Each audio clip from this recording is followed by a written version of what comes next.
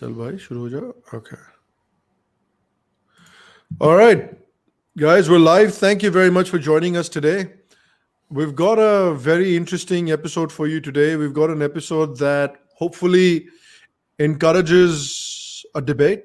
Hopefully it encourages me to think. Hopefully it encourages you to think. And whether or not you agree with the video, or maybe you disagree with the video, or when you watch this video, maybe you get very angry at me or at Kushal, that's immaterial.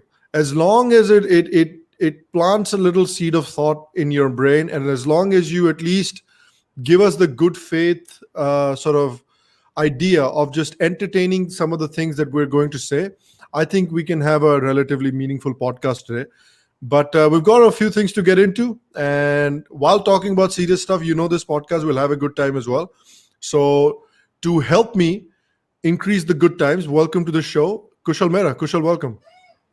Namaste Sham, namaste everyone. Yeah, don't worry. We have all the good stuff in the latter half of the show. So first we'll talk about all the serious things. So let's get started. All right.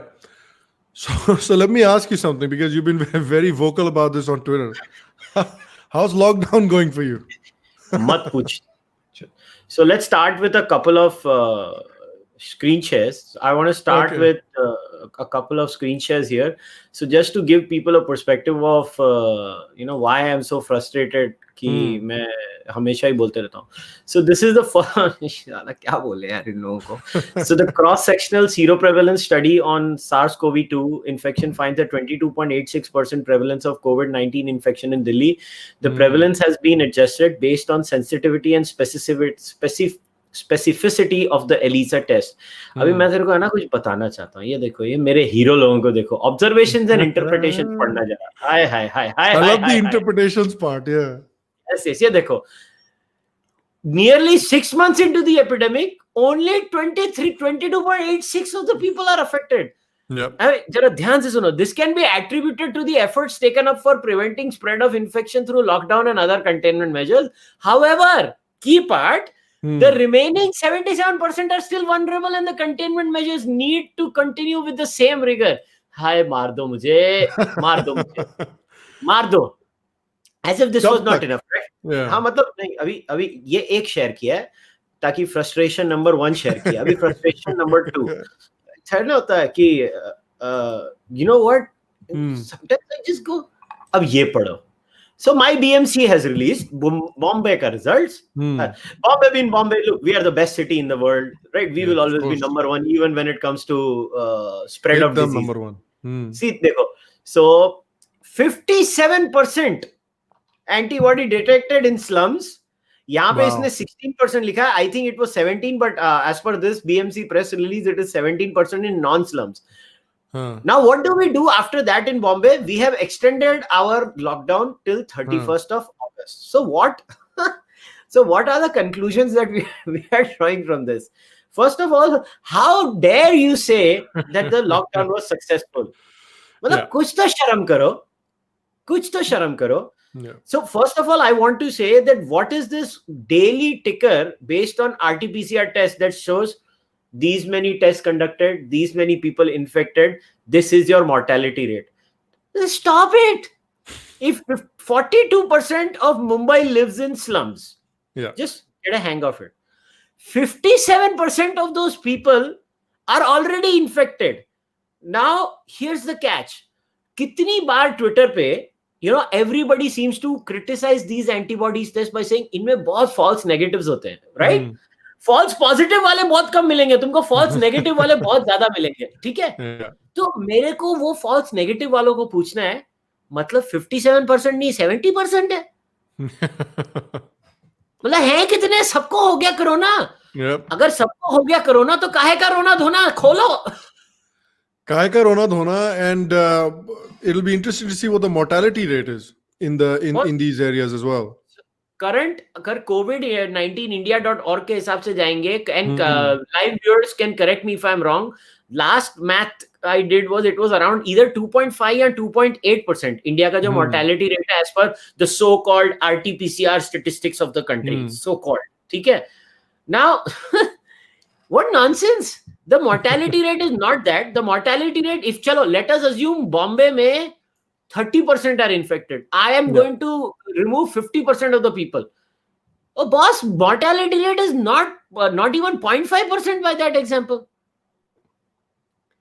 So why did we shut this whole damn country down? And why are we shutting it down even now? I think that's a better point. I understand the initial lockdown. I get it. I get the logic behind it, but I don't understand the logic behind like every 2 weeks we extend it another 2 weeks. Every 2 weeks we extend it another 2 weeks. Best lockdown is in Bengal and UP. They have lockdown on weekends. As if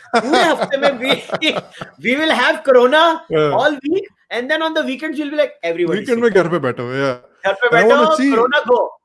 I want to show you the problems that are happening with that as well. So let me share a couple of articles. This is from Business Insider, and it's talking about how India sees second wave of layoffs and pay cuts as companies grapple with COVID-19 pandemic.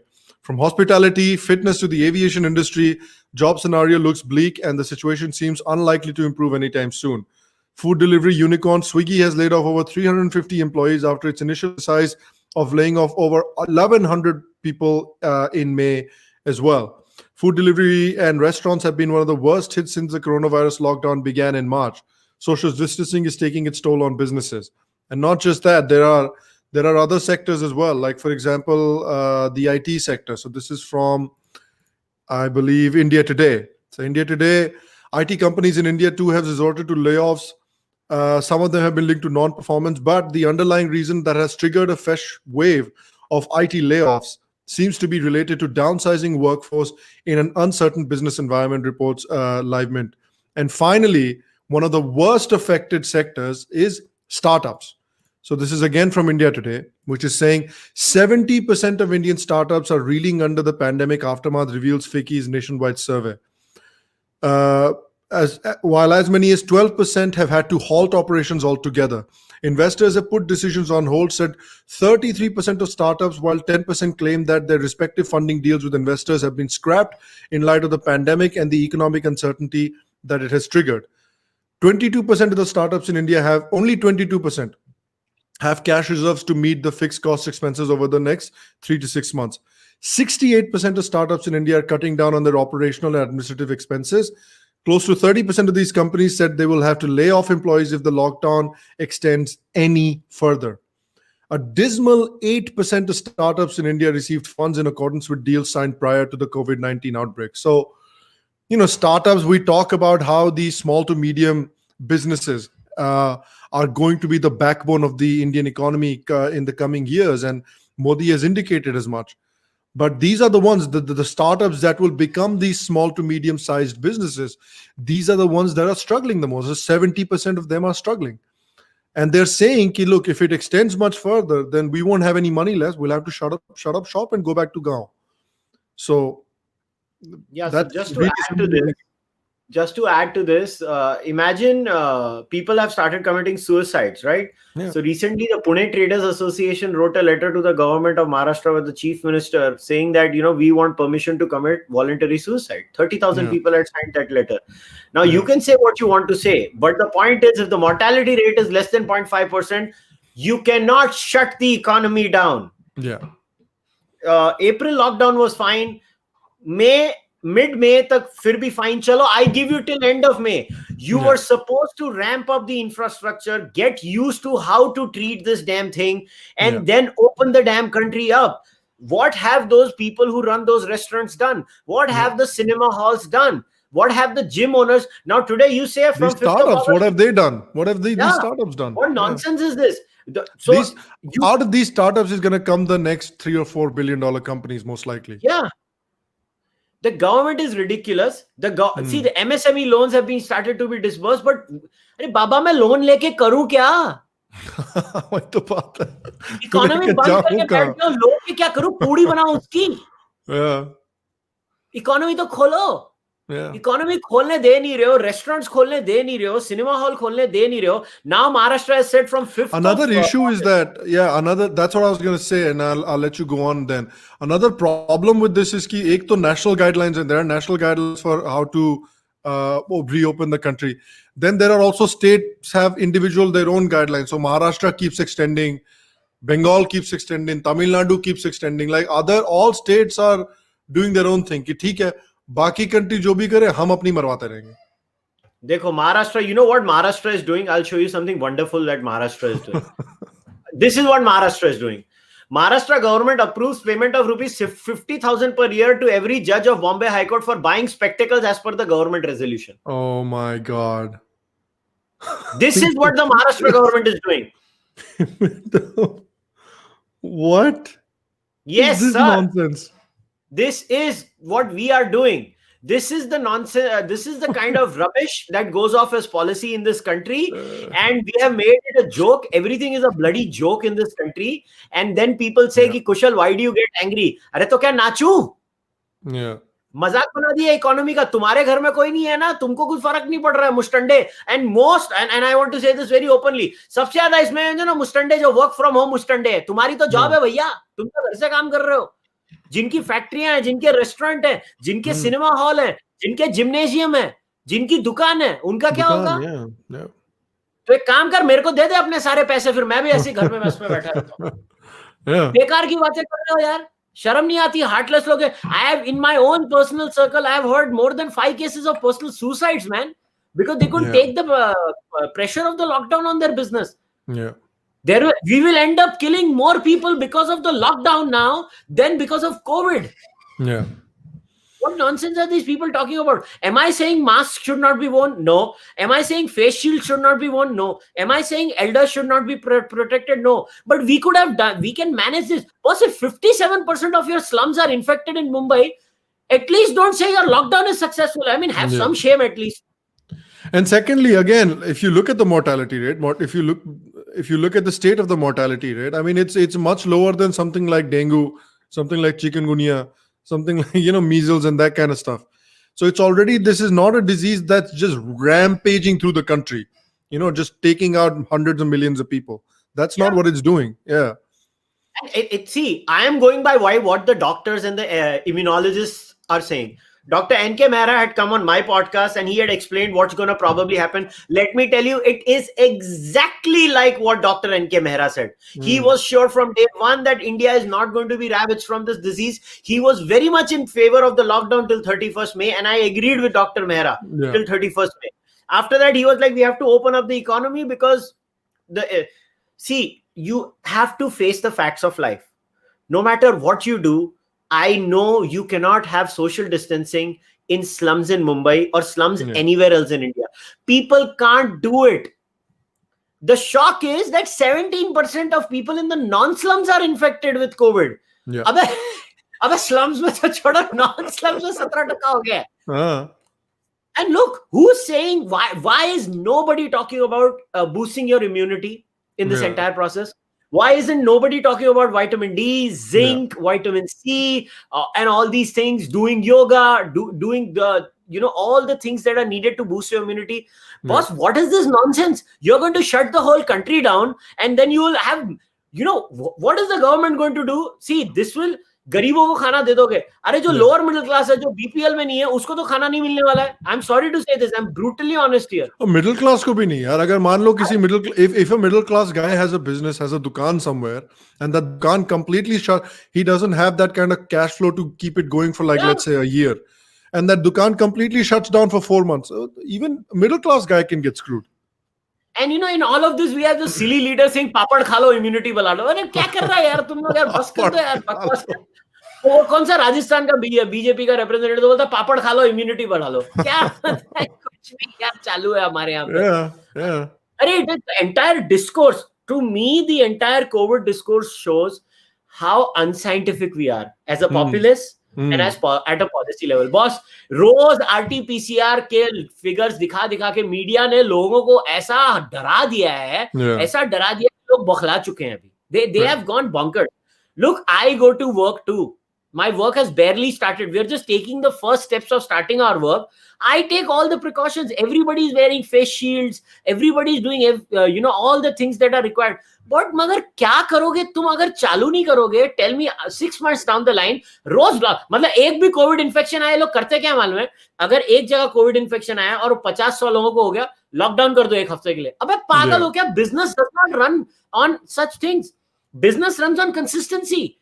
The damn thing does not have a mortality rate of more than 0.5% at worst. I am sorry, you cannot shut a country down for 0.5% mortality. If this is your logic, then ban cars, ban everything that kills people. Yeah. Everything should be banned. Yeah. Ghar pe baithe raho, nobody is allowed to get out of the house. Yeah. Ban water, because I'm pretty sure like more than 0.5% of the people die of drowning every year. Yeah, it's ban stupid, water. yaar. Yeah. Oh, Mamata Banerjee is doing weekend lockdowns. Adityanath is doing weekend lockdowns. चलो party करते हैं. अरे क्या है? Lockdown बोलना बंद करो इसको यार. Lockdown है भी नहीं. Yeah, I don't know what this is. पका रहे हो यार.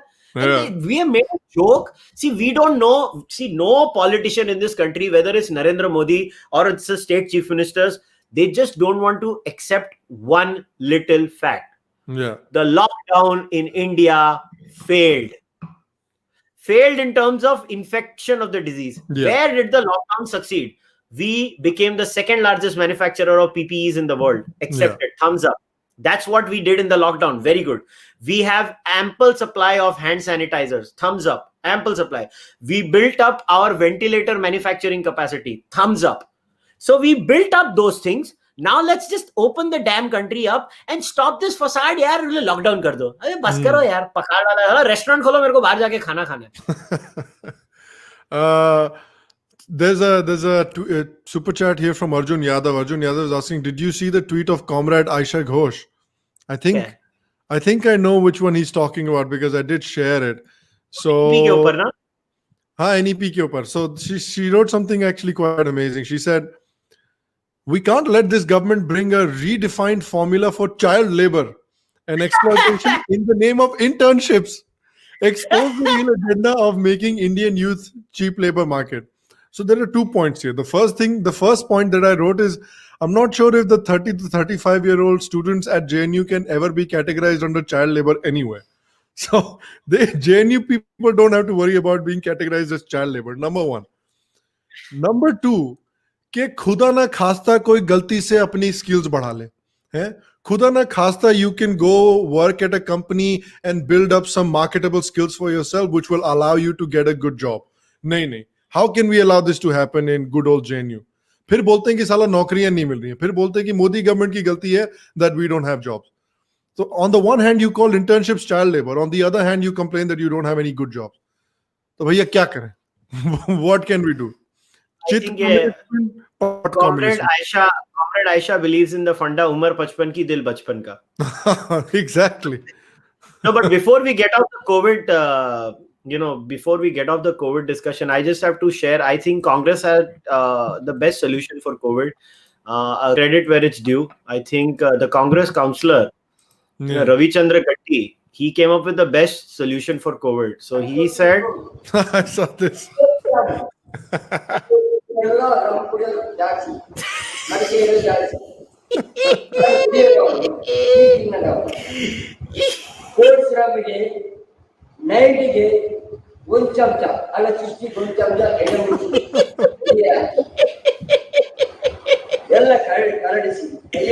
अंडे खाओ और ड्रम पियो कोरोना भगाओ. Amazing.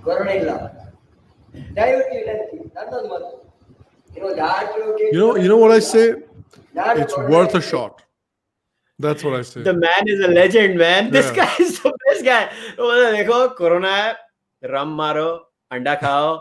देखो तुम रम मारेगा, तुम टल्ली होगा. फिर अंडा खाएगा, तुमको एनर्जी मिलेगा. तुम मस्त में घूमेगा बेवड़े के जैसे.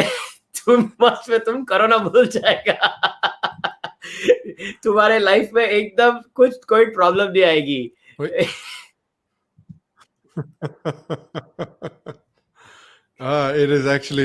It's actually pretty amazing. This guy is the real old man. He's the real G.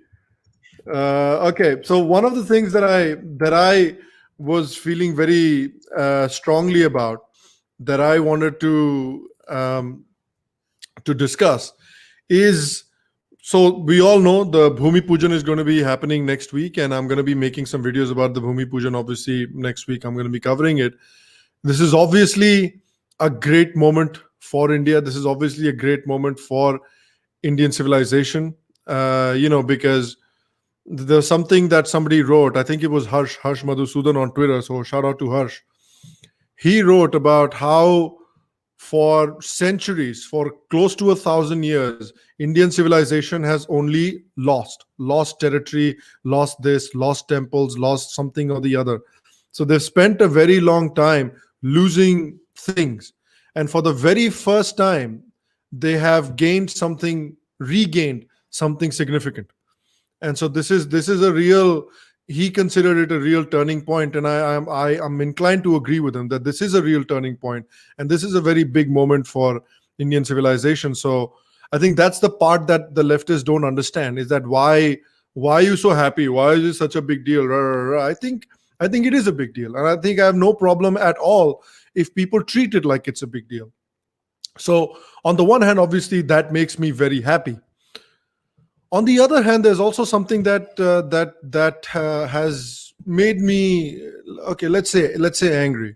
So this is the news that broke, basically, that there are some Muslim Rambhats who want to witness the historic moment in Ayodhya. They want to go to Ayodhya and take part in the Shilanyas, and they want to, take part in the Bhoomi Pujan. And they consider, one of the things that they said is that, whether or we may have changed our religion, our forefathers may have converted, but we still remember who our ancestors are, and Sri Ram is a ancestor of ours who we love, and so we want to be part of the Bhoomi Pujan when we're building the Sri Ram temple back in Ayodhya, in his birthplace. So I think when I saw this, I thought this was beautiful. I was completely in support for this, and I thought, well, this is what the right wing kind of wants. I mean, this is at least what I want in my personal capacity, is the sort of Abrahamic Indians finding a sort of some level of affinity with their native culture as well. That's what I want, and I thought that's what a lot of people on the right wing, on the Indic wing, whatever you want to call it, I thought what they wanted. But it seems that there are certain people on the right wing, on the Hindu wing, that aren't happy with this. In fact, they're very patently unhappy with this. And I've read a couple of articles, and I've read some like opinions on Twitter and on social media saying that these Muslim Ram Bhakts should not be allowed to come to the Bhoomi Pujan. They should not be allowed to, because one of the guys, he has a YouTube channel. He's a Muslim. His name is Faiz Khan. So let's take him as an example. He wants to bring a brick, and he wants to set a brick to be a foundation of the Ram temple. And so he's left his home in Chhattisgarh, and he's on his way to Ayodhya. And people are saying, well, he should not be allowed to come. He should not be allowed to put a brick. A Muslim should not be allowed to put a brick in the foundations of a Hindu Ram temple. And I heard even words like blasphemy being used. They said that if a Muslim Ram Bhakt comes to the Bhoomi Pujan, it is somehow blasphemy. And there are many aspects to it that we will cover, but let's start with this. This is a good starting off point for us. When did the concept of blasphemy enter Hinduism? Like, if somebody wants to come and fold his hands in front of Sri Ram and consider Sri Ram their ancestor, and if they're not explicitly a Hindu, how does that become blasphemous in any way? Like, where does this blasphemy concept come from, and how the hell has it found any kind of traction within Hindu society? Yeah, well, I will always use this word Abrahamic Hindus, and this is a typical Abrahamic Hindu argument, right? So Abrahamic Hindus who have absorbed certain Abrahamic principles, and they now have started behaving just like the Abrahamic people. Yeah. Now, this gentleman who wants to come and put up a brick in the Ram temple, in my view, should be welcomed wholeheartedly. Yeah, with open arms. Yeah, with open arms. And And that's how society works. I mean, it's stupid to think that I mean, how do you intend to solve this Hindu Muslim issue otherwise? मतलब क्या करोगे, सबको मार दोगे क्या? मतलब क्या बेवकूफ के जैसी बातें कर रहे हैं? अरे Well, आपको क्या that's लगता the है? thing, that's the thing, right, Kushal? On the one hand, they say कि we want Muslims to remember what their native culture is. We want Muslims and Christians to love their native culture. That's what all the right wing wants. That we want everybody to respect each other's culture and take pride in their native culture. At the same time, they say no, you cannot participate in it. You can love it, but you can only love it from a distance.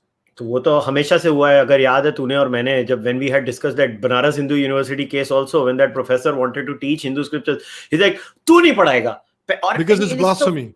Yeah, it's अरे blasphemy छोड़ो. First of all, the irony is all this time we have accused the Muslim in India of not wanting to assimilate in our culture.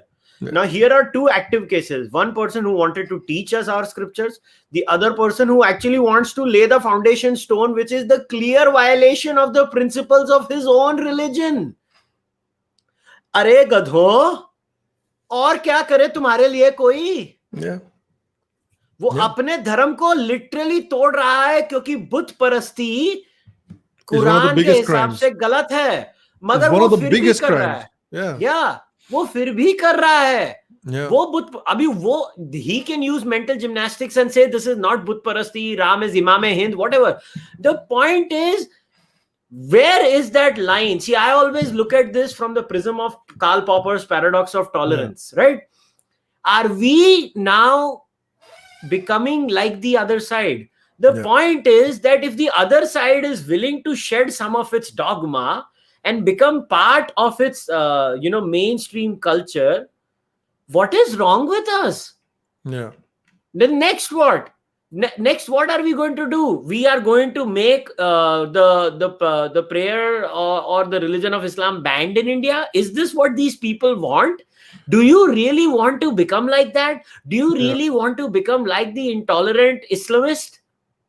We have to defeat Islamism with pluralism. We have to showcase to the world that pluralism is a better idea than Islamism. We don't become like them. See, look at some of the articles, some of the comments here. People are saying he's doing taqiyya. People are saying, I don't want to shout them out specifically, but people are saying he's doing taqiyya. People are saying he can always come when the temple is built. Don't come while the temple is being built. Then some people are also saying that, well, basically this will give the left wing an excuse to talk about Hindu-Muslim Ganga Jamuni Tehzeeb. They'll say, oh, Ram Mandir got built because of Ganga Jamuni Tehzeeb. Nobody on the left wing supports this. Nobody on the left wing supports this at all. Nobody on the left wing in their wildest imaginations going to call this Ganga Jamuni Tehzeeb. I'm sharing this for a reason. This is such a beautiful line this guy on the live chat has said. Exactly. Islam might become less Islamic, Hindus more Abrahamic. It is the loss of Hindus. We make them like us. We don't become like them. Exactly. That is the whole beauty of, you know what the beauty of this land was? Most often, whosoever used to come in this land, whether it was the Kushans, the Kushans came later on, or even the Greeks came, many Greeks stayed back. Did they remain like their original place? No, they became like us. This land had that beauty that जो भी आता था हम उसको बोलते थे ये तेरा कॉर्नर है, तू अपनी एक gated community बना ले और तू हमारे जैसा बन जा. This land had that beauty, and this land has lost that. And especially the discourse on the internet, I'm not saying it is most of the vocal minority in the Hindutva or whatever you want to call it side. And this is not Hindutva, by the way, because RSS doesn't agree with these people. So I don't know what the hell these people are. RSS encourages all Muslims to come. Like, आपको राम लल्ला की पूजा करनी है, आप आइए भाई, राम लल्ला की पूजा RSS encourages Muslims to take part in Hindu tradition. I mean, this is just becoming ridiculous. We are losing our brains, to be very honest. And you know what? I just have one message for all these dinosaurs. These dinosaurs are going to lose the battle. So लगे रहो dinosaurs, तुम लोग वैसे ही extinct होने वाले हो 50 साल में. And the thing is, this, like I said again, this Ganga Jamuni, left wing will never say the Ram temple got built because of Ganga Jamuni Tehzeeb, because Ganga Jamuni Tehzeeb is patently anti-Hindu, is fundamentally anti-Hindu. So they will never in their wildest dreams conflate Ganga Jamuni Tehzeeb with the building of the Ram Mandir. So you don't have to worry about that, number one. Number two, एक चीज मुझे बताओ, if tomorrow everybody loves Arif Muhammad Khan here, right? Everybody that watches this show, everybody loves Arif Muhammad Khan. Everybody that watches this show, I'm guessing that over 95% of the people love APJ Abdul Kalam, right? And I'm guessing that everybody that watches this show has some kind of an affinity towards Kushal Mehra as well. Otherwise, you will not come and watch this show. So let's take the example of these three people: Kushal Mehra, Arif Muhammad Khan, and APJ Abdul Kalam. Tomorrow, if any of them wanted to say, "Ki yaar, because APJ Abdul Kalam's love for the Bhagavad Gita was very well known, and we all know how Arif Muhammad Khan talks about his affinity towards Hindu culture, his affinity towards a more sort of cohesive Indian culture. We all know how Kushal Mehra feels about the importance of Sri Ram as a civilizational figure, the importance of Hindu culture in maintaining societal cohesiveness in India, whether or not he agrees with the claims that Hindu culture makes. So if tomorrow any of these three people said that I want to come for the Bhoomi Poojan because I think the building of this Ram temple is such an important symbol in India's history, according to the logic that these people are making about Faiz Khan, none of these three people should be allowed. Now, I want the people in the live chat to think about this very carefully and answer. Do you think it's fair? Do you think it's fair that, I know Kushal's not going, but if he wanted to go, that he shouldn't be allowed? Do you think that it's fair? Do you think it's fair that APJ Abdul Kalam should be told, no, you can't come. You can only come if you read the Kalma and convert to Hinduism? When did Hinduism develop this Kalma system? That no, you read the Kalma, you say, La ilaha Ram Allah, and then only then you can come. When did this happen, yaar? This is the part that I don't understand. Like, do you have to read the Kalma? Like, I understand the point that they're making, Kushal. I also understand ki, theek hai, if you love it so much, then you can adopt it. I understand that point. But yaar, think about the societal pressure on somebody like a Faiz Khan, somebody like an Arif Muhammad Khan. Think about the religious and societal pressure on these guys. For hundreds of years, these people have been conditioned by the Tabligis, by the Deobandis, by the Ulemas, by all their religious leaders to break off any kind of connections that they have with Hindu culture. Look at the Mewati Muslims. Mewati Muslims used to be cow protectors. They used to have cows in their homes. They didn't used to eat beef. The women used to put sindoor in their foreheads when they got married. They used to have Hindu ceremonies when they were getting married, even though they had converted. The Deobandis and the Tabligis got rid of all of that from their cultures and turned them into what they are today.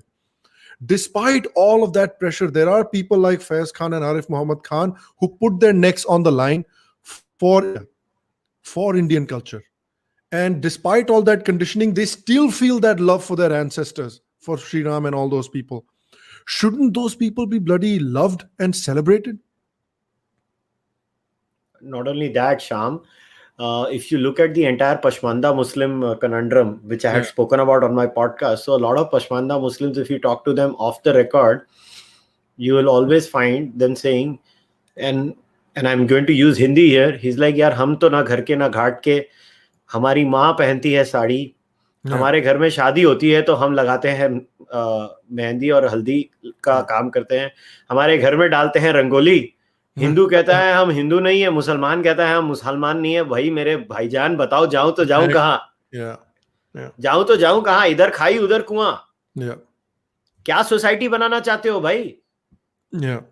सोचो, क्या society बनाना चाहते हो? किसी को convert भी करना है यार, अगर आपको किसी को बुलाना भी है, if you want to make someone a Hindu, you can't just like, we were talking about this guy's book, Peter Boghossian's book offline, about how to have difficult conversations. And he says that if you want to convince somebody of your point of view, if you want to bring somebody onto your side, it is virtually impossible to do it in one go. It is virtually impossible to tell them, ki, okay, this is my point, now you agree with it 100% and come to my side. What you do is you convince them 10%, if you can, in the first go, and then you leave them alone. Then you leave their mind, you let their brain do the thinking and let them convince themselves. Then you go back, you talk to them some more. Then you bring them to 20%, 30%. Then you go back, then you come back again, 40%, 50%. That's how you bring somebody on over to your side. Like if you look at all of these ex-Muslims, for example, for 95% of these people, it was a gradual process. It wasn't like a flash of lightning and okay, I'm an ex-Muslim now, I've given up. Most of these people, you talk about Sarah Heather, you talk about Abdullah Adam, all of these people were like, well, I was just reading the Quran more to prove my point about how Quran is great. And then eventually, the more I read the Quran, the more I read about Islam, the farther and farther I started going from it. So for these people also, it was a gradual process. It was not overnight.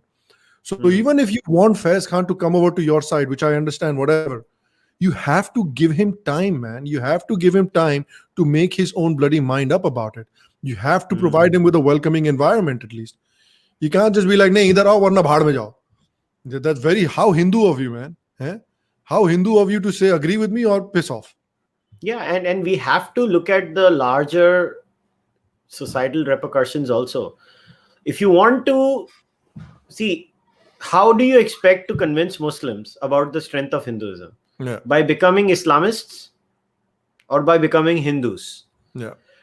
I still believe that we have to be called Dhimmi in the comment section. There you go. How nice. It's okay.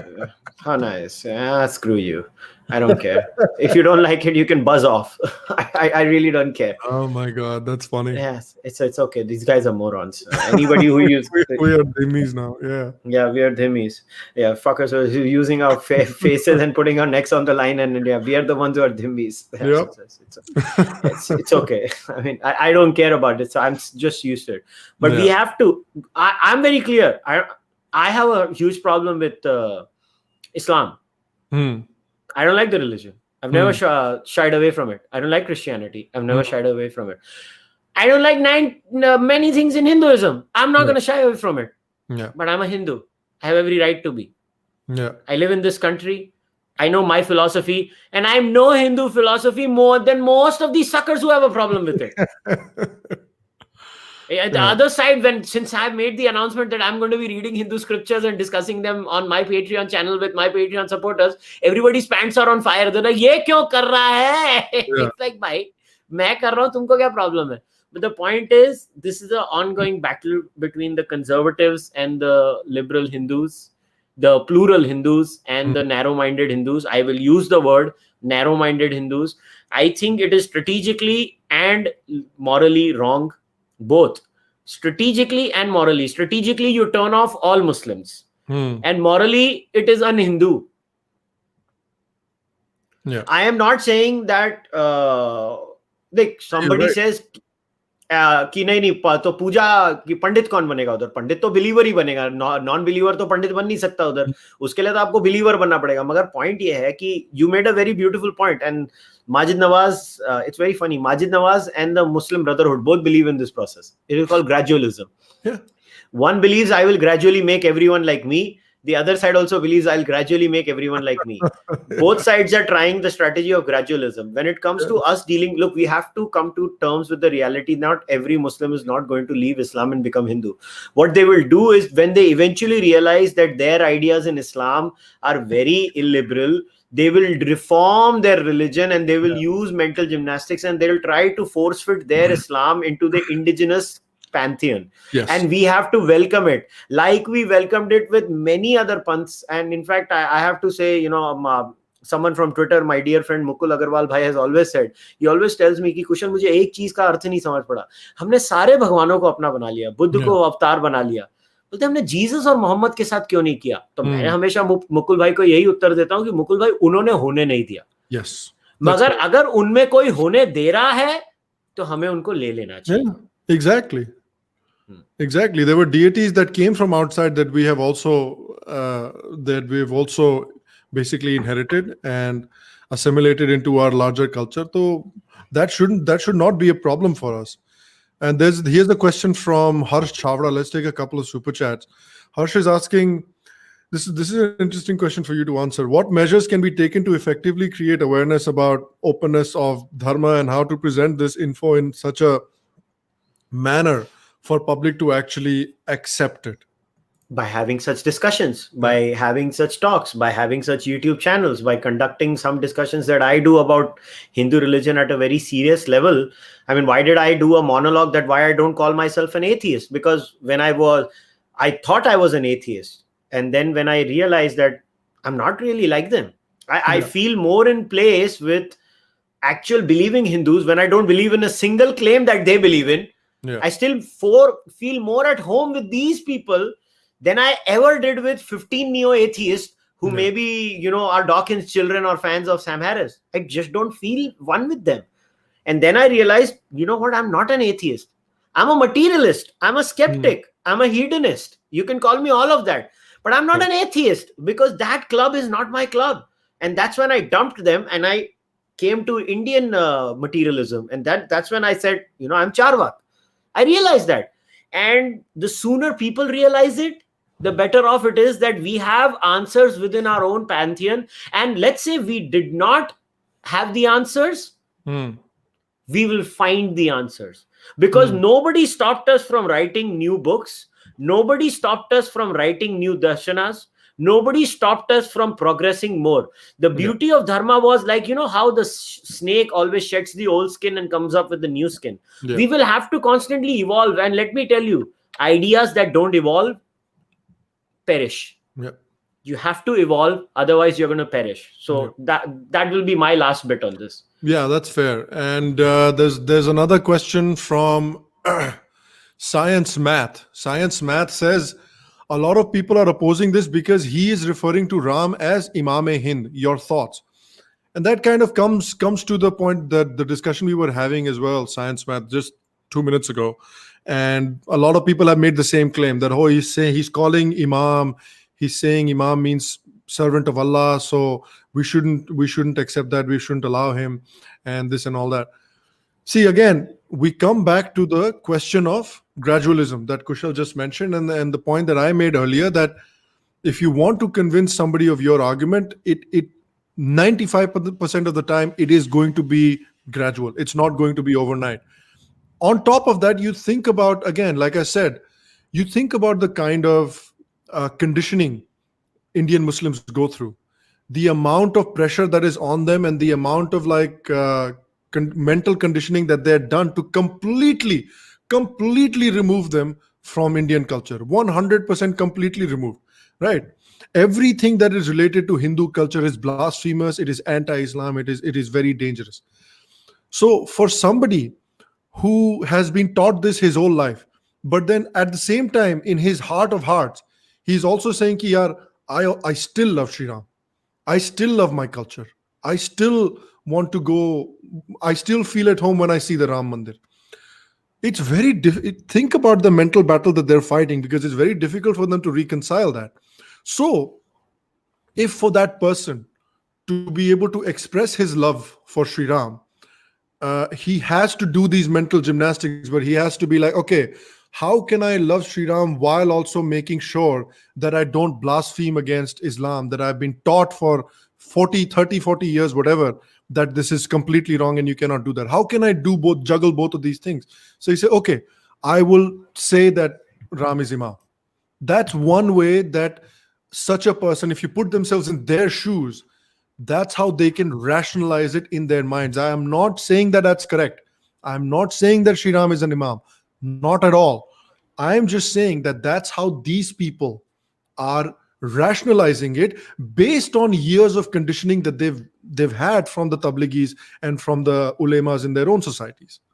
So this is an interesting question by Jagannathan S. He says, what's your take on allowing Muslims into dozens of temples which explicitly prohibit non-Hindus from entering their premises? So I know there are a few temples in India where non-believing non-Hindus are not allowed. Now, it depends on what is the story of each temple. You'll have to go by the story of each temple. And I believe at the end of the day, in an ideal world, I think anybody should be allowed in a temple. But at the same time, this is a legal conundrum where what should a temple allow and what should a temple not allow?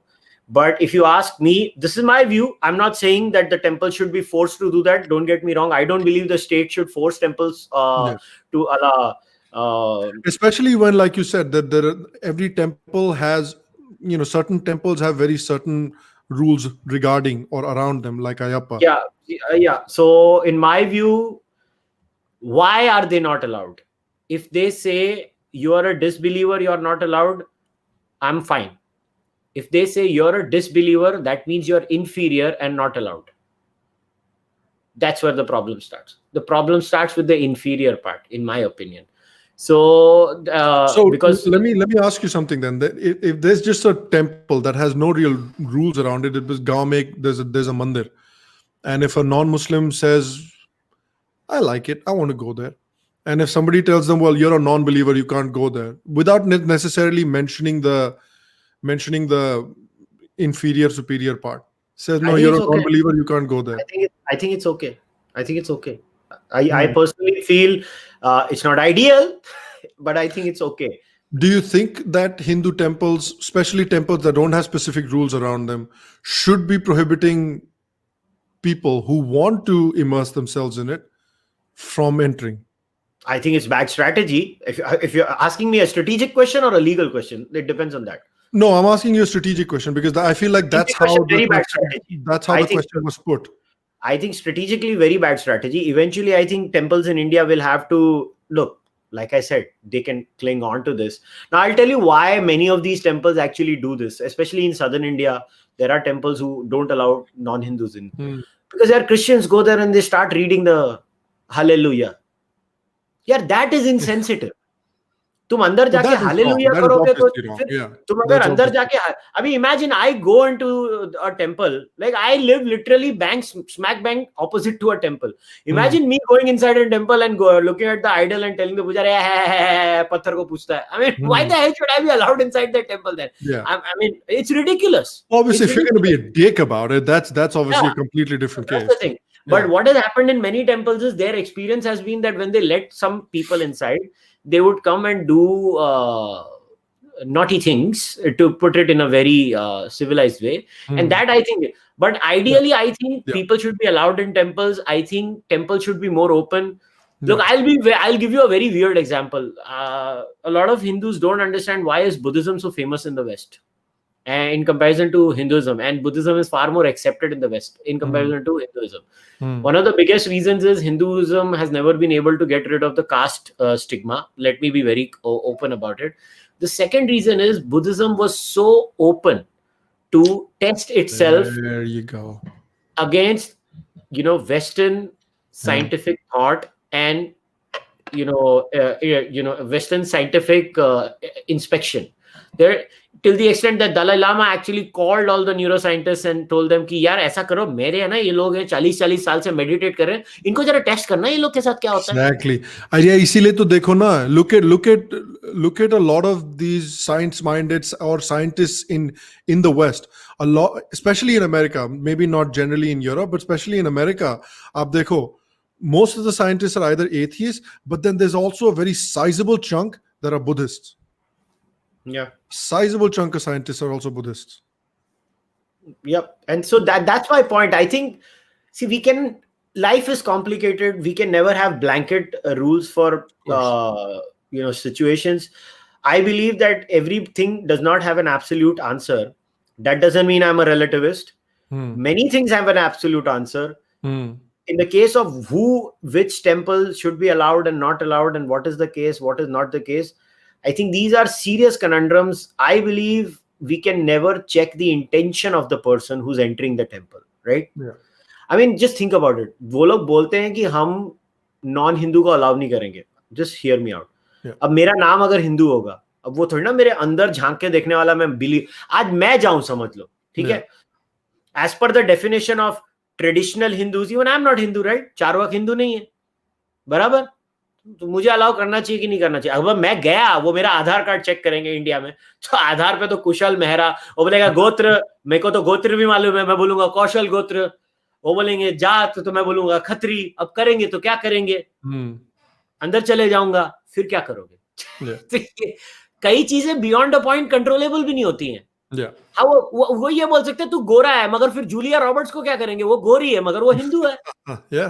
तो फिर वो तुलसी गैबर्ट को क्या और करेंगे, नहीं, और घाना का हिंदू आया तो फिर घाना उसको क्या वाले जो करोगे? हिंदूज हैं, व्हाट इफ दे तो कम? फिर ये थोड़ा इवेंचुअली हमारे टेम्पल्स को अपने, see Hindus need to develop self confidence.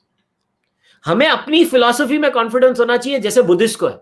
Buddhist का कॉन्फिडेंस देखो, वो बोलते हैं अरे ये हमारी फिलॉसफी है, हमसे सीखो, Yeah. हम आओ टेस्ट करो हमको, आओ डिबेट करते हैं। हिंदूज में वो कॉन्फिडेंस आना चाहिए। हिंदूज में ना ये जो पोस्ट ट्रॉमेटिक स्ट्रेस डिसऑर्डर आ गया है, उससे हिंदूज थोड़ा बौखला गए। Yeah. There's a point here. It's not a super chat, but it's a point here by the Dharma triumphs. Don't you think Hindus should change with time? And seeing the attitude of Islam, we too have to take some very extreme measures to survive, because it's survival of the fittest, and that theory never fails. What makes you think that Islam is surviving? Like it is surviving currently in the Middle East, but what are the conditions under which it is surviving? Look at Muslims in America. 23% of Muslims in America say that they are non-religious. That is an astounding number for Muslims. That is an think about 23%. That is an astounding number for a totalitarian ideology. That they say that they are non-religious. 15% of them say that they are openly atheist. That is an astounding number. Can you imagine 23% of Pakistan saying that they are non-religious? 23% of Saudi saying they're non-religious? Impossible.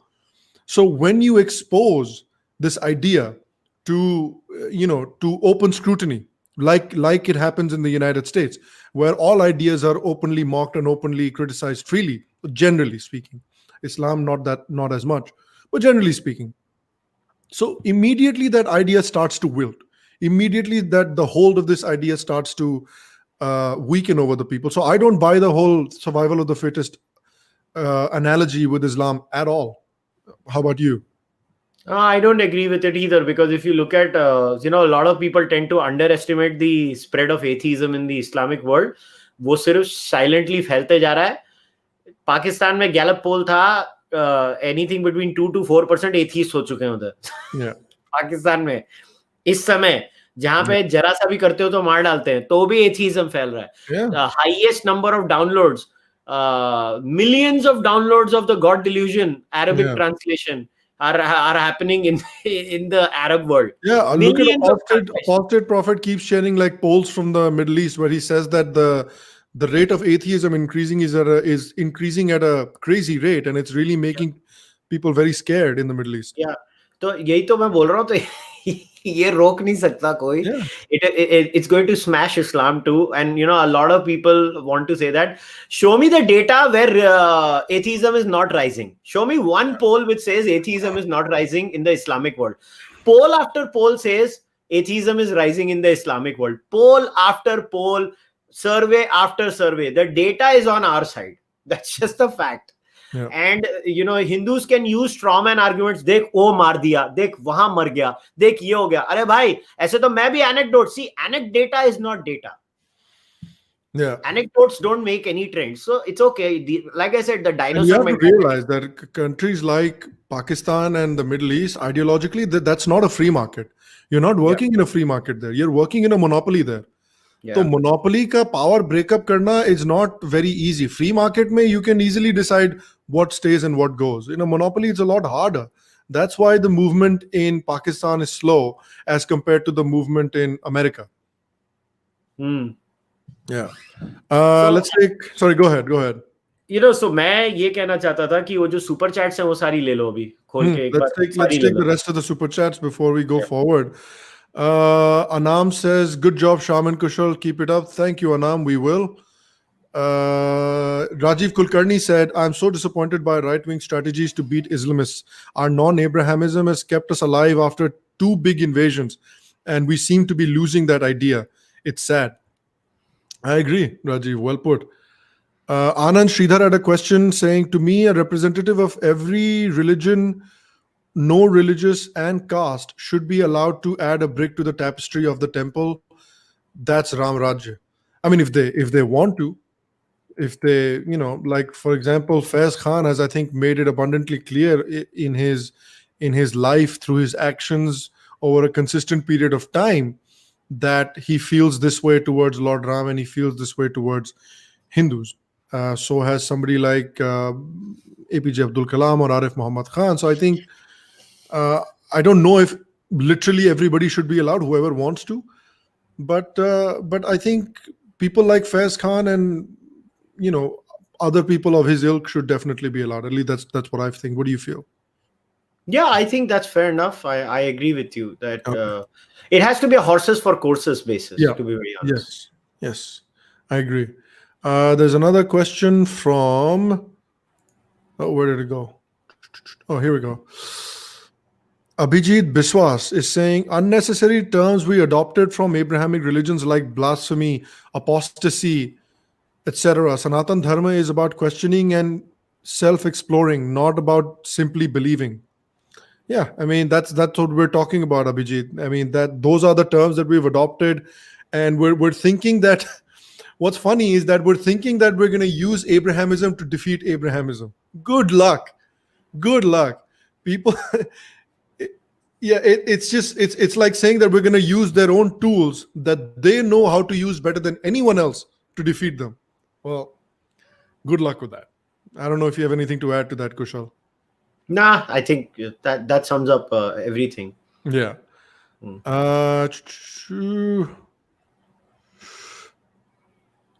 Arindajit Pramanik. I hope I said that correct. We do not know our philosophy. We do not know the exact thought process which went behind our rituals. How do you think we will be confident to get them tested on the anvil of nyay or logic? Do you want to tackle that one? I didn't get the question itself. I mean, Okay. Nyaya is one of the darshanas. So Yeah. Nyaya has a syllogistic system. So what has that got to do with the testing of our rituals? I'm not entirely sure. Yeah, what has Nyaya and the syllogism of Nyaya got to do with other rituals? I don't get the question at all. It makes no sense, to be very honest. The question, or he is not. Yeah, go what ahead. he's trying Sorry. to say, I don't get it. So maybe he can explain it further, and I can understand. Nyaya. So Nyaya mein syllogism hota hai. Basically, it is like a five step logic hota hai Nyaya ka. It's a syllogism. Nyaya darshan hai. Yeah. Basically, it's a darshan. But the point is that what has that got to do with rituals? Rituals are basically belief based habits where a person who's a believer performs certain actions in a certain way, and they believe those rituals have certain effects. Now, I don't want to talk about the efficacy of the effects per se, because I think ritualism in science has a lot of value, because just think about it this way, even sports ki teams jab field mein jati hai, they do a huddle is also a ritual. It is nothing else. So ritual in a way has its own value at a mental level. But yeah, so it's okay. I don't get it. What has got to do with the syllogism of Nyaya? I have no clue. There's another question from Satish Pandey. He's saying it's not fair. It's the narrative which is set for Skoda lesson. Skoda lesson.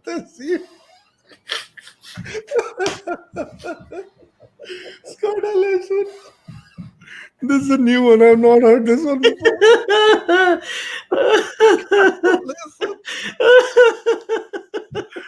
It's a narrative which is set for Skoda lesson. Okay, let me finish this question. Kattar Hindus got abused for years, now seculars want to have a say. First of all, Satish, thank you for this term. I don't know if you came up with it or who came up with it, but I love Skoda lesson. It's like I said, Satish, the Skoda lesson tehzeeb, the whole Ganga Jamuni tehzeeb, it is deeply anti-Hindu. Ganga Jamuni tehzeeb will never accept that Muslims can put stones on or put foundational bricks on the Ram temple. Ganga Jamuni tehzeeb will never accept that Hindus should feel love and affinity towards Hindu culture or their ancestors. They will never accept it. That is the whole premise of Ganga Jamuni tehzeeb. Ganga Jamuni tehzeeb means Hindus need to become more Islamic, not the other way around. That is the whole foundation of Ganga Jamuni tehzeeb. They say Islam and Islamic culture is so much superior to Hindu culture that Hindus need to become more Islamic, and that's how Hindus will become more cultured. That's the whole premise of Ganga Jamuni tehzeeb. Ganga Jamuni tehzeeb is an insult to Hindus on every level, because they assume that the more Islamized Hindus get, the more cultured they get. Yep. So that's the basic premise behind Ganga Jamuni Tehzeeb. I'll never get over the Skoda Zamuni Skoda lesson. That's great. Okay, what else do we have? I don't know if we have anything else at the moment. Okay, should we? So I know you have a couple of things to do, but maybe you should save it for the next. Actually, I'll tell you. I just want to just one last thing on this whole shenanigan is just to understand what these Muslims face and why I'm always sympathetic to. Look at this. So this guy, Maharashtra bans Oscar Award nominee Majid Majidi's 2015 movie Muhammad the Messenger of God. It asks the center to step in. Majidi tells radicals asking for a ban are not real Muslims. These are the type who support ISIS. Now, these guys are already struggling in their own way. Yeah. Now, I think if you want Islamic society to reform and you want these people to become more reasonable, you can't become like them, Baba. You have to make them like us. So let's support these people. Yeah. And that's the only way out of this. Yeah, that's the only way. I thought I'll leave one last thing before we wrap it up. So yeah, exactly. That's exactly what we have to do. And should we move on to things we like and we hated? Yeah, so we can. I have many things that I liked. So obviously, as always, I'm going to leave everybody with a lot of entertainment. But something that I disliked, and I'm so confused. I mean, what the hell is the government doing here? I want to share this article. Again, this is not good, yaar, jo ho raha hai hamare desh mein. I mean, did you read this story?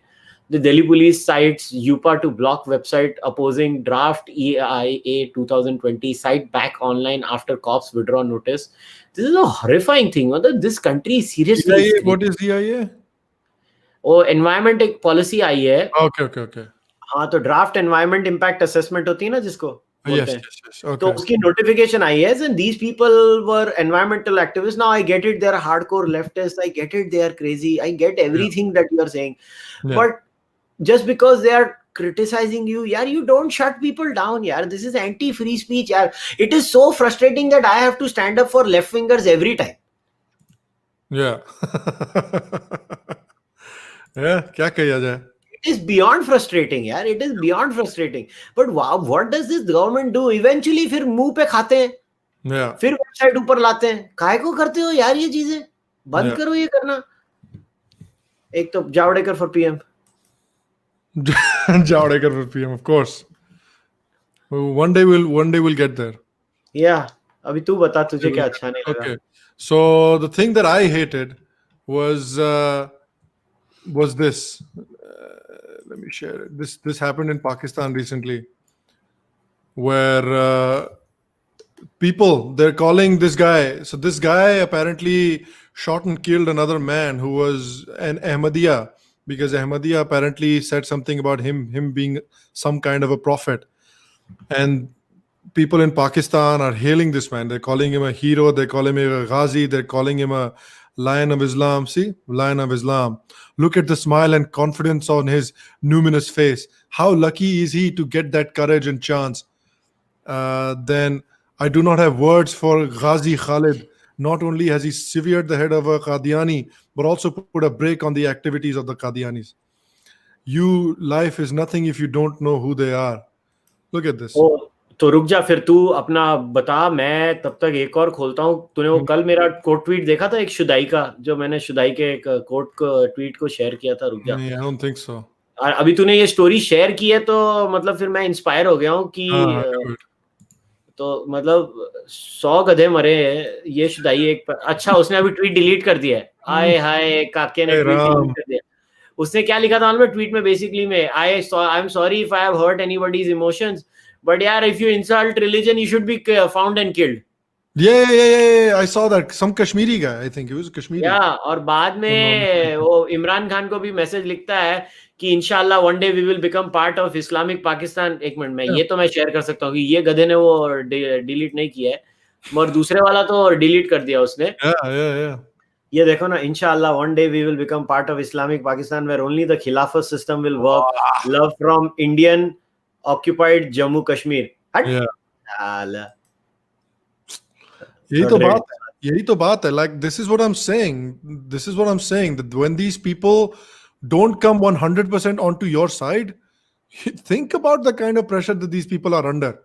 There are people alive. There are large number of people alive in the Islamic world and even in India, like you've seen just then, that believe that people who मुझे email आते हैं मुसलमानों के.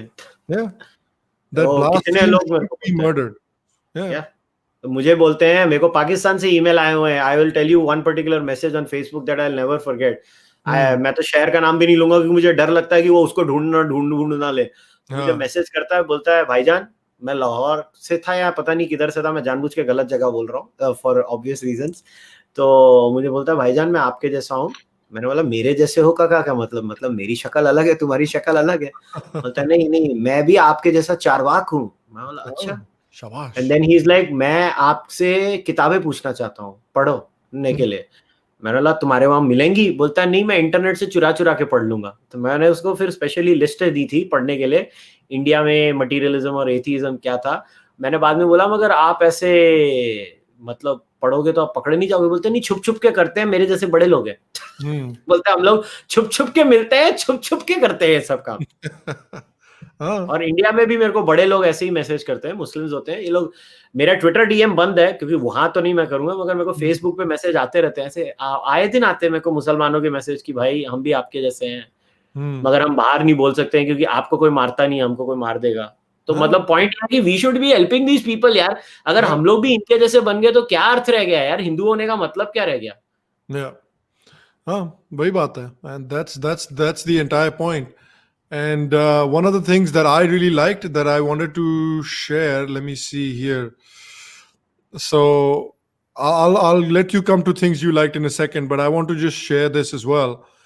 So with the whole debate around Faiz Khan, whether or not Faiz Khan should be allowed, whether or not Faiz Khan should be invited to the Bhoomi Poojan or not, a lot of people, are still saying no. A lot of people are still saying, nahi, Muslims ko bilkul bhi allowed nahi hona chahiye.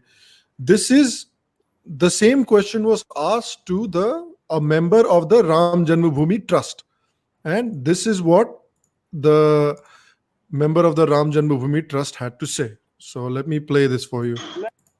मिट्टी उससे कोई एतराज नहीं आपको? मिट्टी तो धरती माँ है, ठीक है, धरती माँ है, लेकिन जो लाने वाला है उससे कोई एतराज नहीं है. वो इससे अशुद्ध हो जाएगी क्या? किसी के कैरियर बनने से मिट्टी अशुद्ध होती है क्या? वो इस पर चलते हैं कि नहीं? चलते हैं ना. वो यहाँ रहते हैं, इस धरती का अन्न खाते हैं, इसी धरती का जल पीते हैं, इसी धरती का फल फूल औषधि वो लेते हैं ना. और वो यहाँ रोज चलते हैं, हम भी चलते हैं. तो क्या हम अपवित्र सड़क पर चलते हैं? ये निरर्थक सवाल है. ये समाज के अंदर झगड़े पैदा करने की मानसिकता दर्शाता है. ये लो और ये चूस लो, इसको पकड़ो और चूस लो. That's all I can say. नहीं तो इसका मेरे पास एक परफेक्ट आंसर है. तो ट्रैड्स के लिए मेरा एक मैसेज है, जबकि ये ट्विटर जो मैसेज था ना, ये बेसिकली जिसको ये लेफ्टिस्ट बैकवर्ड बोलते हैं ना, वो साले सबसे ज्यादा प्रोग्रेसिव है. नहीं तो ये मैसेज बेसिकली डॉक्टर टीड्रोस के लिए था. ये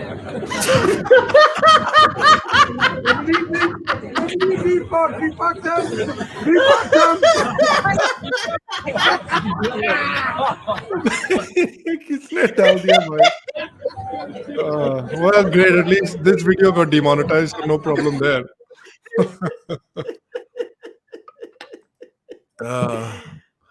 Wow. Yeah. So that's basically what I'm saying. Everybody is against it, but who's for it? RSS. Everybody is against it, but who's for it? The Ram Janmabhoomi Trust people. The people that are called fascists, the people that are called the worst examples of Hindutva nationalism are the people that are the most progressives in the Hindutva circle. That's the whole, that's the irony of the leftist attack on India. Yeah, I mean, हंसी क्यों आती है वाल में कि हम लोग इतने कंफ्यूज लोग हैं इस देश में. हम लोग इतने कंफ्यूज लोग हैं कि हमारा कुछ नहीं हो सकता. हम लोग बस ऐसी हमारी जो मूवमेंट की हाल है ना, वो इस आरजेडी के एमएलए जैसी है. हमारी मूवमेंट है ना, वो इस आरजेडी के एमएलए के जैसी हमारी मूवमेंट है, ये देखो। अभी देखते जाओ।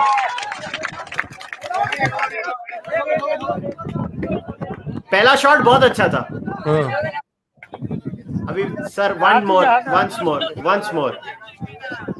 बक्सर अच्छा है, ब्रह्मपुर, क्या बात है। शंभुनाथ यादव, ये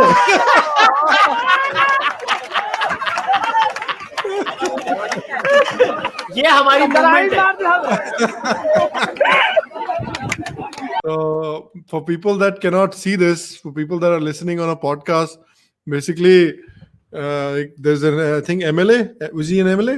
Yeah, आरजेडी के एमएलए हैं। उन्होंने पहला शॉट in Bihar. अच्छा मारा। हाँ, पहला शॉट बहुत अच्छा मारा। he was trying to play cricket. So first shot was very good. The second shot he completely missed and fell into a ditch. Yeah, so that's the Hindu replacement.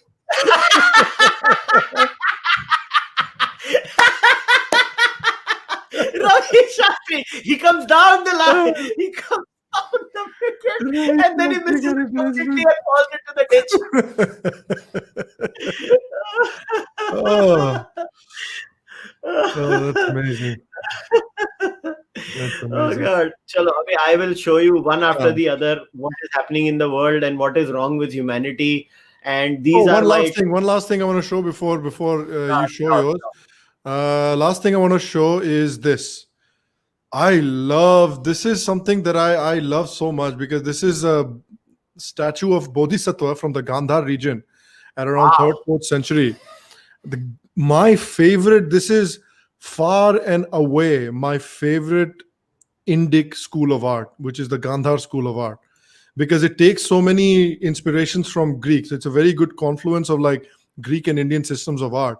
And just look at that, man. That's amazing. That's from the 3rd century. That's amazing. That's gorgeous.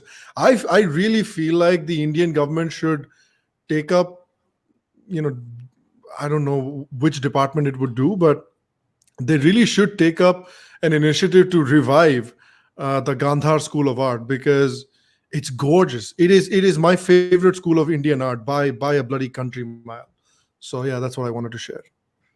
Yeah, all right, go ahead. It's gorgeous. It's my favorite. It's my favorite. Talking about inspirational and gorgeous things. So let's go all the way to the United States of America in Portland. मुझे ये समझा क्या हो रहा है? Can you explain this to me? Can you explain this to me? She was called. She was. मतलब ये बंदी को क्या हो गया? What was she called? I forgot in the article somewhere it was written. Yeah, Naked Athena. शाबाश. Naked Athena is protesting. मतलब क्या हो रहा है? ये पोर्टलैंड में सारे सटिया गए हैं क्या? She probably thinks they'll be afraid of it. They think the police will be scared of it. Like somehow it will scare the police. और गटर के बाजू में क्यों बैठी है बहन? थोड़ा गटर से दूर बैठ लेती थी. वो आनी है. अगर if कुछ, if nature calls, then you can go immediately. मतलब उधर ही काम कर लो. ये काम कर सकते हैं.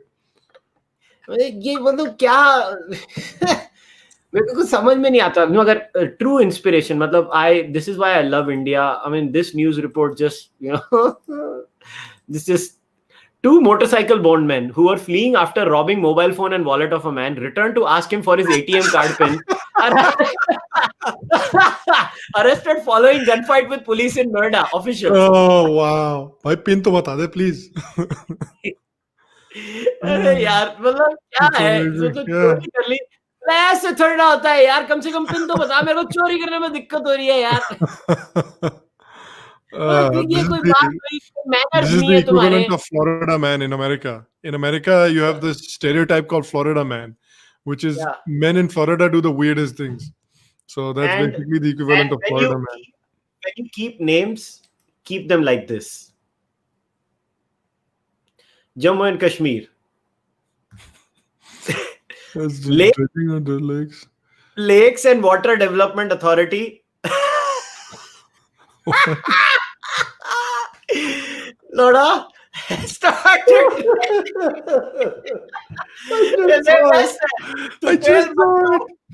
Lord of Vice Chairman says this settling basin hasn't been decent.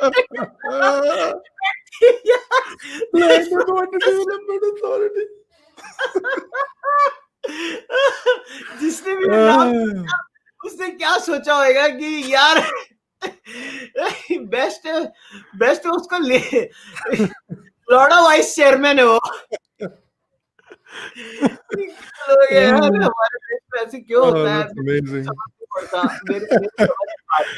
Kushal is trying his best to demonetize Sham's podcast. And then I have to go to the legend himself, Arnab Goswami. ये पता नहीं आप लोग लड़े का चेयरमैन अभी जब घुस ही गए तो पूरा घुस जाओ. तो एक मिनट, सॉरी, मैं वापस करता हूँ. मैं ऑडियो शेयर करना भूल गया. ये तो लेजेंडरी, मतलब ये बंदी को है ना, इसको भारत रत्न दो. इसने और अर्नब को समझ लिया है. I saw this. मस्त में खाना खा रही है. Bollywood even more. और रोटी खा रही है, चावल खा रही है. The Bollywood mafia, the Bollywood lobby, because she's not a bystander. Samir, listen to me now. She's not a bystander. She annoys the Bollywood mafia because she does not swallow her pride and remain a bystander to this. You know what the funny part was? This lady was interviewed later on and she was asking. I saw that.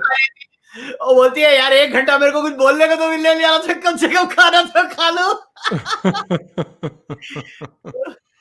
क्या lady है ये, मस्त lady थी. फिर अभी inspiration, मतलब young बच्चों को मैं एक ही चीज कहना चाहता हूँ. यंग बच्चे, मतलब this is why I say kids should not be allowed to vote. This is the reason. I'm going to share it for all of you. Let me make the screen larger. Oh yeah, I saw that. ये देखो, ये क्या हो रहा है. Photo के लिए कुछ भी करेंगे. बताइए बेटा, बताइए. अरे वाह. टिकटॉक पे वीडियो बनाना था यार. कब समझते नहीं हो आप लोग पुलिस वाले भैया. हम लोग टिकटॉक पे वीडियो बना रहे थे भैया. प्लीज.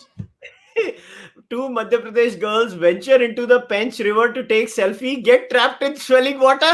मतलब क्या हो रहा है? कितने गधे हैं. इसीलिए मैं कहता हूँ कि किसी को अलाउ नहीं करना चाहिए. And I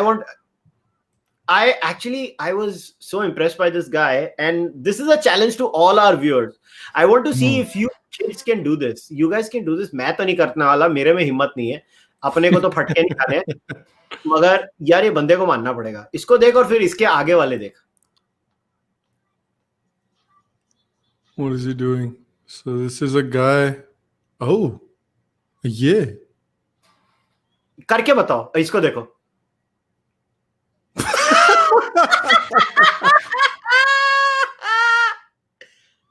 अरे माता जी. गई. Face first into the pool. ये देख.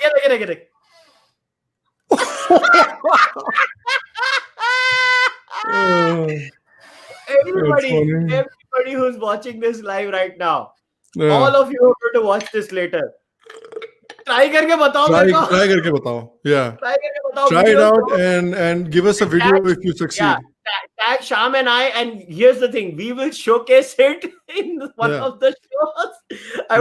We will retweet the best ones on Twitter, and we will show the best ones on next week's podcast. Yeah, so you can do it. Yeah. तो ये करके बताओ. हमको भी कुछ अपना स्किल सेट बताओ. और ये मेरे को बकरे बहुत अच्छे लगे थे. I don't know if people like it or not. I'm very inspired by these bakras. ये बकरे मस्त लगे मेरे को. ये बकरे देख. What are they doing? I love these bakras. वैसे भी आज ईद है ना? हाँ. बेचारे. If only they knew. Yeah. They look pretty happy. If only they knew. That's funny. And now I'm going to leave you guys because we have to wrap things up. Yeah. So So I have to annoy everyone. See, I always leave people when I have sufficiently annoyed them.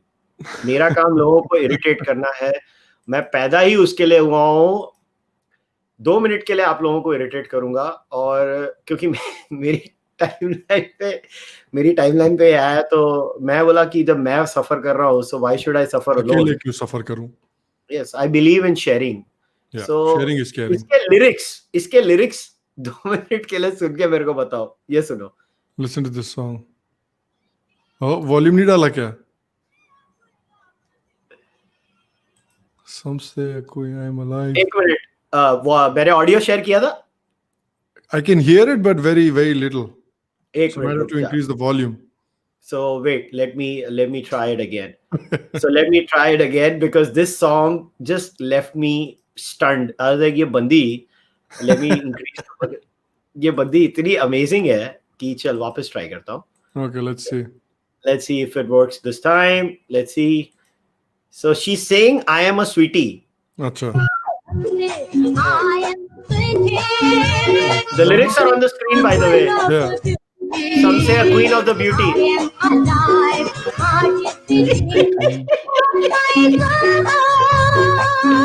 ये पाकिस्तान है.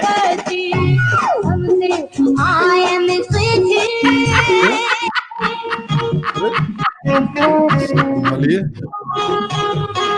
Oh God.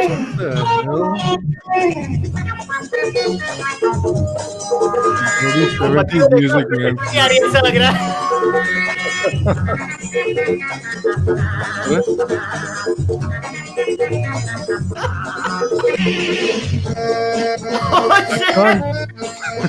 ये acting है क्या है?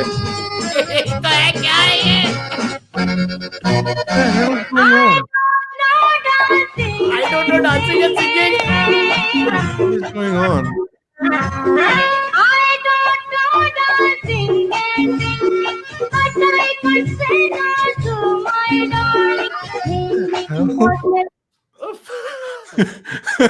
हवा से acting नहीं है.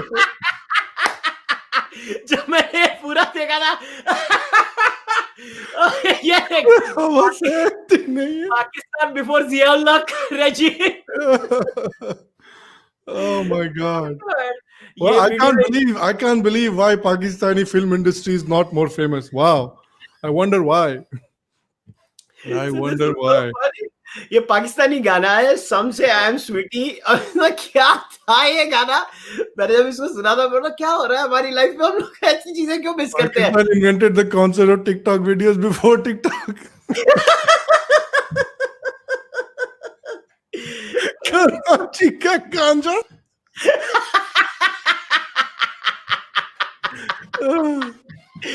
Karachi ka ganja. Oh my God. Kundan Singh की ऑब्जर्वेशन देख, छाती के बाल. अरे 70s है यार, मजाक है क्या? अरे कुंदन सिंह, थोड़ी तो इज्जत करो. छाती के बाल की क्या प्रॉब्लम भाई तुमको? Old school. Oh my God. Well, now we all know why Pakistani film industry is not very popular. It is not very successful. Now we have a small idea. गाने के words Some Say I Am Sweetie. That's funny. It's crazy. Oh well, that was fun, guys. I hope you enjoyed today's episode. I hope you, even if you disagree, and a lot of people of you still do, but I still hope that at least you understand the point that at least we were trying to make. You know, whether or not you agree or not, at least as long as you understand the point that we're trying to make, that if we say that there is a difference between us and them, then we have to create and maintain that difference. So hopefully you enjoyed it. Hopefully you liked it. And if you did, leave a like, leave a thumbs up. If you agreed or disagreed, let us know in the comments why not, all of that stuff. If you want to abuse us as well, make sure to abuse us in the comments so that this video gets put in front of more people. Other than that, obviously, thanks a lot for watching this. Thanks, Kushal, for joining me today as well. जाति बार का पाकिस्तानी भोजपुरी.